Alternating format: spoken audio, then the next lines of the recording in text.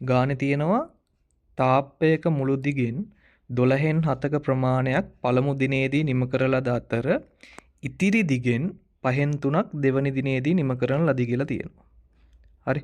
ඕක තමයි කතන්දරේ. ඊට පස්සේ ප්‍රශ්න වගේක් අහලා තියෙනවා. පළමු දිනේ අවසානයේදී තාප්පයේ මුළු දිගින් කොපමණ භාගයක් තවදුරටත් නිම කිරීමට ඉතිරි වේද ගගා ප්‍රශ්න කීපයක් අහලා තියෙනවා.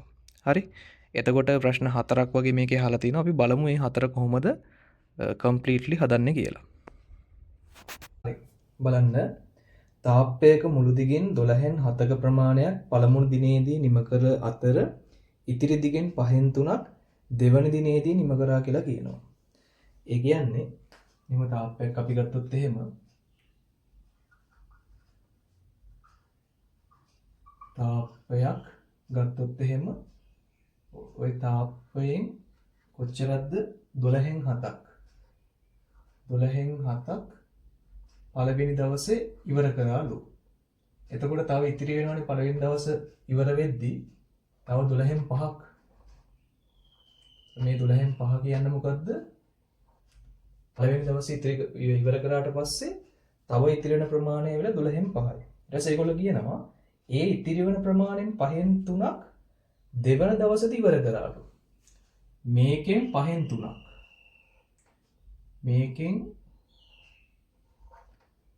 5න් 3ක් දෙවනි දවසේ ඉවර කරාලු. හරිද? එතකොට ඒක දෙවනි දවසේ ඉවර කරාට පස්සේ තවත් ඉතිරි වෙන ප්‍රමාණය ඇවිල්ලා මේ ගානෙන් කීයක්ද? මෙතන 5න් 3යි නම් 5න් 2ක්. මේක ඇවිල්ලා يعني පළවෙනි දවසෙත් කරලා ඉවරයි. ඒකෙන් දෙවෙනි දවසෙත් කරලා ඉවරයි. දෙවෙනි දවසෙත් කරාට පස්සේ තව දුරටත් ඉතිරි වෙන ගාන. තව දුරටත් ඉතිරි. ඒ කියන්නේ දැන් කානුවක් කැපුවා කියලා කියන්නේ. කානුව කපලා දැන් හිතන්නකෝ මේ වගේ කානුවක් තියෙනවා කියලා. මේ කානුවේ ඔච්චරක් කපනවා පළවෙනි දවසේ. හරිද? දෙවෙනි දවසේ තව චුට්ටක් මෙච්චර කපනවා. ඔන්න ඔච්චරක් කපනවා.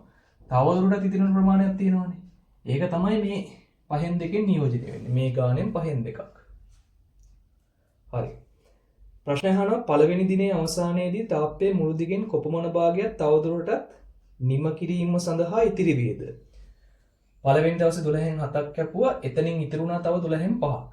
එතකොට පළවෙනි එකට උත්තරේ මොකද්ද? 12න් 5යි. හරිද? දෙවෙනි රෝම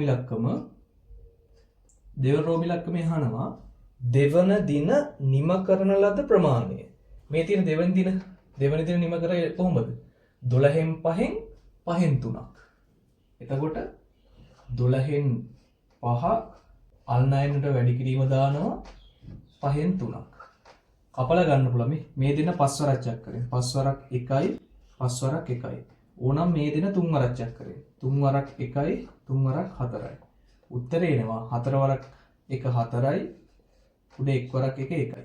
4න් 1යි කියලා එනවා. හරි. 4න් 1යි කියන එක ඕනනම් ඔයගොල්ලන්ට 12න් හදා ගන්නත් පුළුවන්. 12න් 3යි. හරි.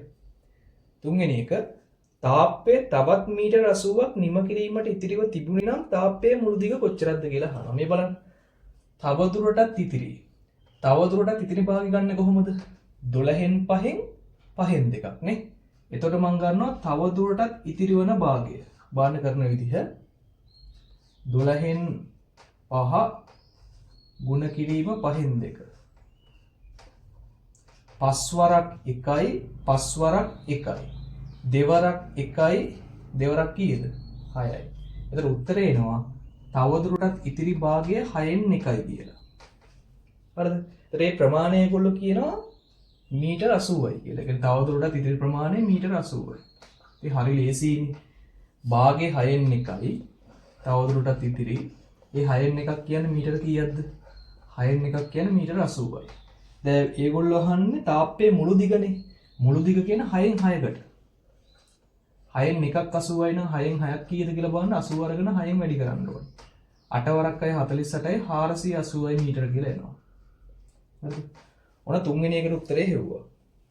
හතරවෙනි එක තාප්පයේ නිම කිරීම සඳහා දික් මීටරයකට රුපියල් 800ක් වැය වේ නම් මුළු තාප්පය නිම කිරීමට අවශ්‍ය වෙන මුදල කොච්චරද කියලා අහන්නේ. එක මීටරයකට රුපියල් 800ක් යනවා. මේ බලන්න. අපිට මීටර 480ක් ඕනේ. 1 මීටරයකට රුපියල් 800යි. එහෙනම් ඒකට අදාළ මුදල හොයන්න මොකද කරන්න ඕනේ? 480 800න් වැඩි කරන්න ඕනේ. හරි. 480 800න් වැඩි කරන මෙතන ඊට මදි හින්දා මම මේ ටික මකන්නම්.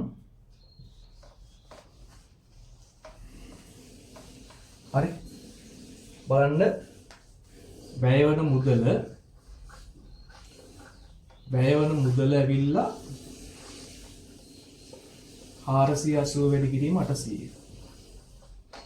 හරි. 48 8න් වැඩි කරලා බිංදු 3ක් දැම්මම නම් හරි. 48 8න් වැඩි කරමු. 8 වරක් 8 64න් 4 දැම්ම 6ක් ඉතුරුයි. 8 වරක් 4 32යි 6යි 38යි නේ. බිංදු 3ක් වැටෙනවා. ඔන්න ඔහොම. රුපියල් 3,84,000යි කියලා තමයි උත්තරේ. හරි. ඔන්න ඔහොමයි භාග ගාන කම්ප්ලීට්ලි හදන්නේ.